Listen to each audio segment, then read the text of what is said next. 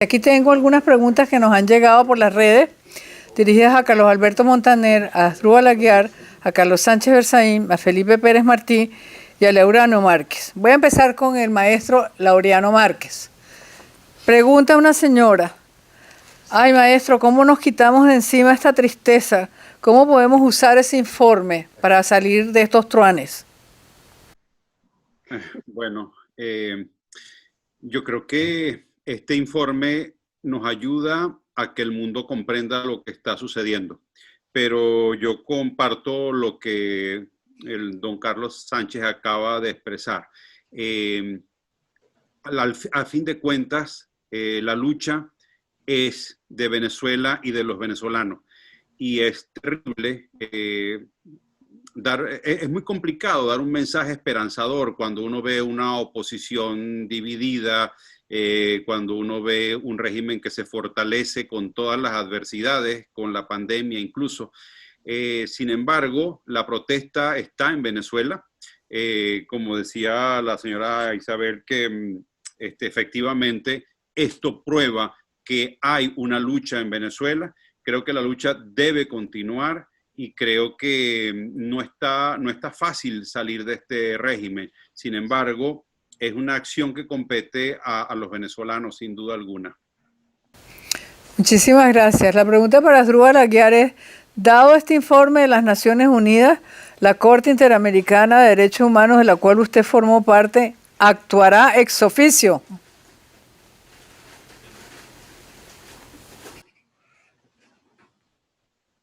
Brevemente quisiera señalarles lo siguiente.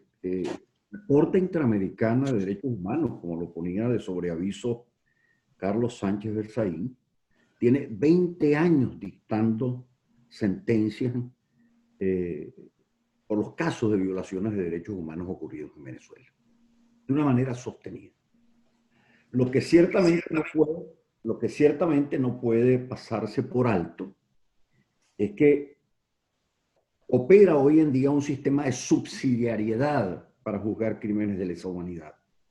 Se pide que actúen primero las jurisdicciones nacionales y luego la Corte Penal Internacional. La Corte Penal sigue en estudio preliminar y las jurisdicciones nacionales están siendo llamadas en este momento, no la venezolana, porque no hay administración de justicia en Venezuela. Tendrían que dar algunos pasos y pongo un ejemplo.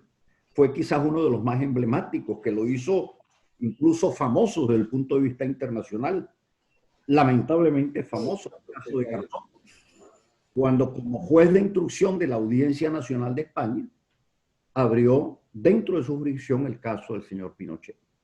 Yo quisiera saber cuántos de los 22 países que aprobaron este informe pueden facilitar el camino para que sus jurisdicciones penales, sobre la base del principio de la competencia universal, pasen a enjuiciamiento a los responsables de crímenes que ya han sido identificados. Pero me queda también esta última reflexión y con esto concluyo. Es cierto que 22 abstenciones en el Consejo pueden tomarse emblemáticamente como unas aprobaciones del informe, pero fueron abstenciones. Y una abstención frente al mal absoluto implica su banalización. Así es. Es lo más grave. Muchas gracias, Asdrúbal. Para Carlos Alberto Montaner, la pregunta es: usted vivió la represión del régimen castrista en carne propia. ¿Cree usted que ese sistema represivo ha empeorado con los años y su peor expresión la estamos viendo en Venezuela y ha mejorado o se ha suavizado en Cuba? No se ha suavizado en Cuba, pero ha cambiado. Y ha cambiado porque todo cambia y todo se afecta con el tiempo.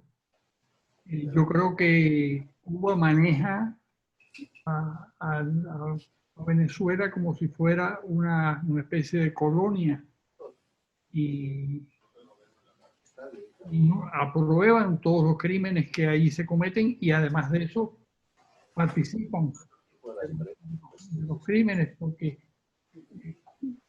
si un oficial cubano está de algo circunstancial que afecta a Venezuela, ese oficial cubano va a responder con lo que ocurrió en Cuba. Es decir, con la mayor violencia, con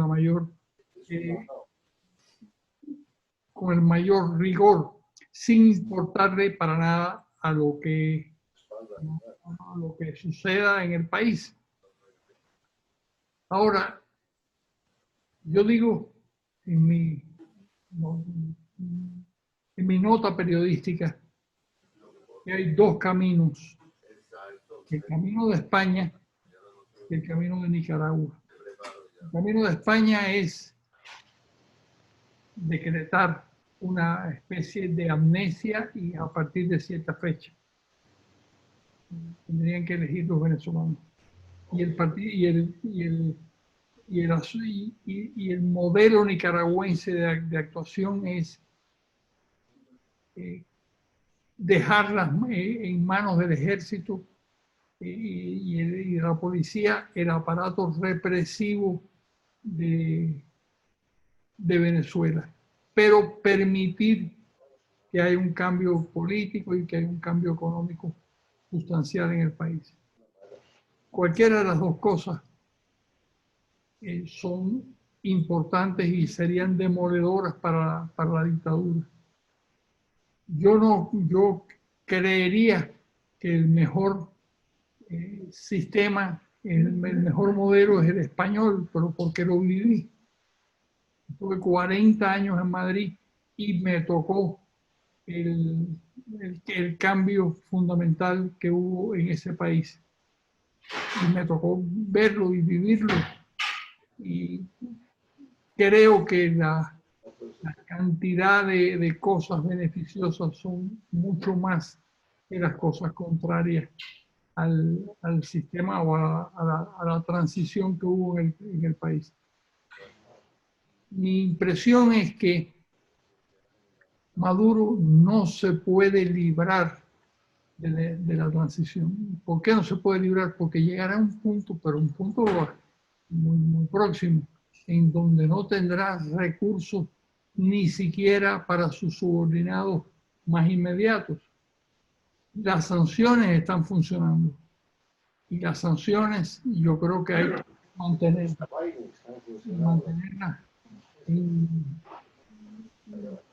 convencer a Biden de lo que ya está medio de que es importante, sí, de que es importante que participe del asunto y que participe sosteniendo las sanciones, entre otras razones, porque durante muchos años todos en América Latina nos quejábamos de que Estados Unidos era cómplice de dictaduras peores. Bueno, ya no es cómplice de las dictaduras que quedan, que son dictaduras de izquierda. Yo creo que es muy importante. Muchas gracias, Carlos Alberto. Quedan dos preguntas, una para Felipe Pérez Martí y otra para Carlos Sánchez Berzaín. Voy a dejar que nos cierre Carlos Sánchez Berzaín y la pregunta para Felipe Pérez Martí es: cuando usted estaba en el gobierno, ¿era este el plan que tenían para Venezuela? ¿Usted lo conoció? Hola, sí. No. Cuando yo estuve en el gobierno, yo era el jefe del gabinete económico, yo hice una propuesta de un plan de consenso nacional, ¿no? Y Chávez me dio oportunidad. Imagínense que yo era el presidente de la Comisión de Transformación del Estado, o sea, como la COPRE. Yo era el presidente de la Comisión de Democratización, ¿no? Yo era el tercero al mando. Entonces me dio oportunidad. Yo realicé el régimen cambiario más exitoso que hemos tenido en toda la historia. Un régimen cambiario de mercado puro y duro. Incluso los bancos no querían. Pero fue un régimen en el cual tú podías comprar dólares en la banca, vender dólares, etc. Pero me ocurrió algo, que es que a mí me saboteó la gestión, no solamente los corruptos chavistas, sino los corruptos opositores.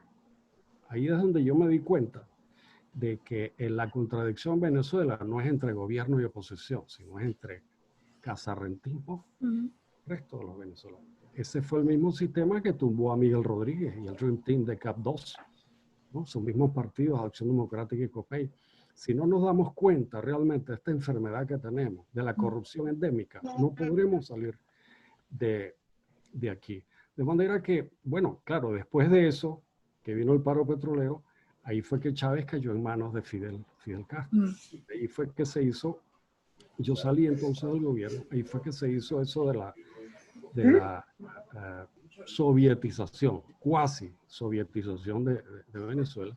Y bueno, tenemos lo que tenemos, pero para estresarles eso, si no nos damos cuenta de la necesidad de salir de la corrupción endémica que ha capturado a parte de la oposición, no podremos salir de esto. Y ahora tenemos una tremenda oportunidad, por eso les decía, si nosotros actuamos, como decía el doctor Sánchez Berzaín, tenemos las de ganar, pero hay que actuar. Y para actuar tenemos que acopiar toda la fuerza potencial que tenemos.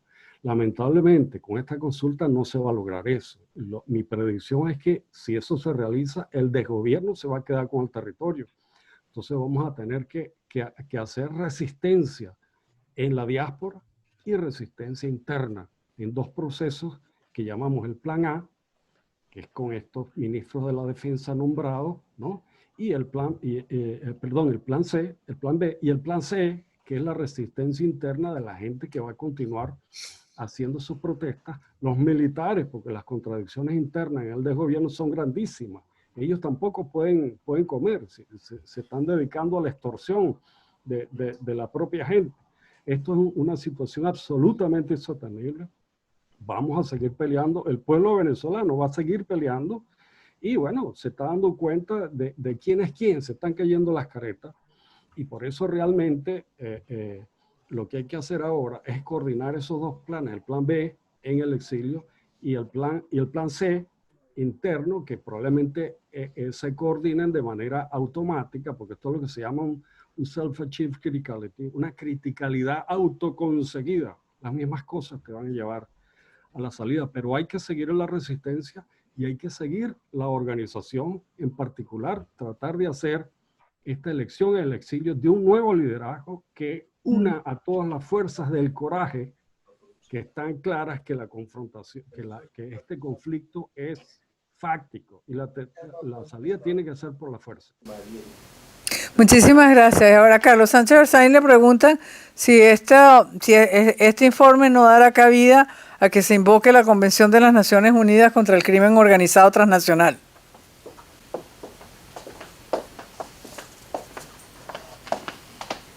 Sí, ciertamente que sí, gracias por recordar que la Convención de Palermo contra la Delincuencia Organizada Transnacional, aprobada el año 2000 y ratificada por todos los países, es el instrumento para acusar y poner en captura a los delincuentes como Maduro y su entorno, como Castro, Díaz-Canel, como Morales, Evo y su entorno, como Correa, respecto al cual, el único en la región, ya la justicia ecuatoriana se ha encargado y hoy día se han emitido contra Correa órdenes de captura a la Interpol.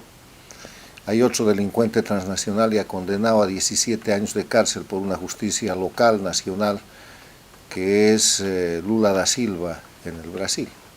Pero el resto está impune.